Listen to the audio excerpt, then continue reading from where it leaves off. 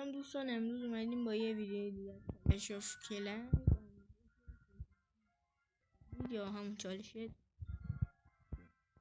که این شماره دوشه. قبلا هم گذاشتم که سه کردم، اون خیلی سخت نبود، با چند بار اتک زدن میتونستید راحتون رو سه کنید. خب بریم سراغ این مپ.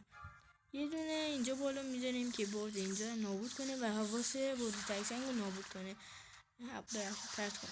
3 تا بالون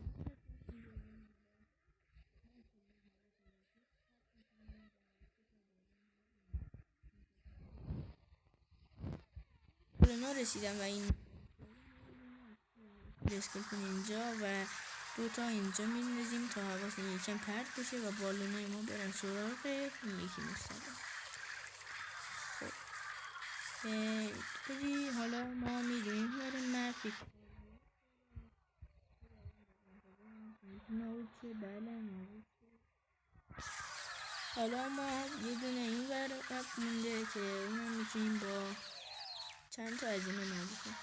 یه دونه شکارچی هیرو از این قسمت میندازیم که هیرو رو نابود کنه و دمیج خوبی داد. حالا ما یه دونه اینجا یه دونه اینجا همه رو بندازید، تقریبا 3 تا باقی بذارید و اینجا همون که بالون دارید رو بذارید و 3 تا رو بذارید و 3 تا شکارچی هیرو و 5 تا مینیون خیلی بکنید توی سه کردن این مپ یا همین کاری اشکال کنید. خب حالا ما تیم رو میذاریم که تیم رو عوضتر بره از این نیروها، چون میخوایم دمیج ندیم توسط این تکسنگ خیلی قدرتمند و ما یه دونه از خود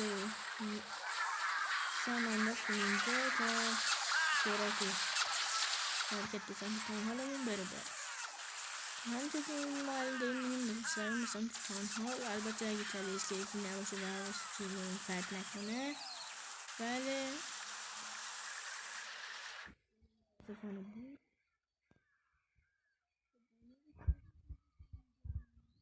و تانها نابود شد. بقیه بربر رفتن سراغ جایگاه و کینگمون هم داریم میره سراغ این یکی جایگاه که امیدواریم سریعا نابودش کنه و وقت هست و جون کافی هم داره خوشبختانه و نگران نیست و داریم همونطور که میبینیم چالشو سه میکنیم.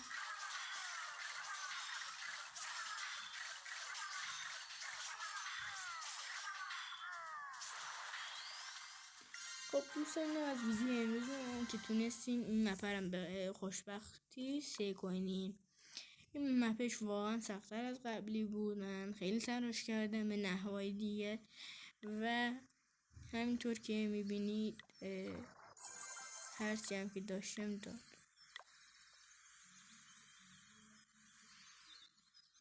خب خداحافظ تا بعد دوستان.